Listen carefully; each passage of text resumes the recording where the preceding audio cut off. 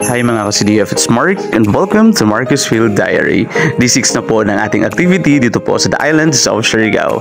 As early as 9 AM tayo po ay nag-travel going to the Uhay Pilar para po sa grupo natin, ang DEMCO.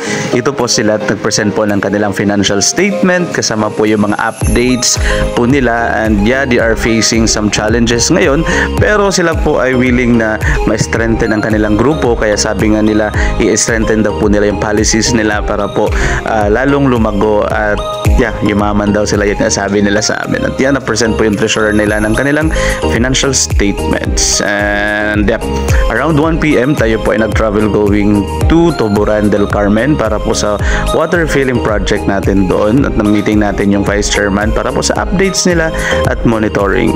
So yun, so around 5 PM tayo po ay nag-travel again sa Secret Spot Resort po sa may General Luna para po magpahinga at relaxing moment, para po muna magpahinga-pahinga at magbabad muna doon ng mga ilang oras para at least po pawala ng mga stress. So kailangan din natin yun every time na meron tayong activity. Kaya yun lang po muna. Stay tuned for another video. Ingat po ang lahat.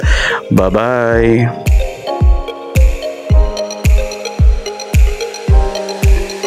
Tamang Selfie Bedo Malago.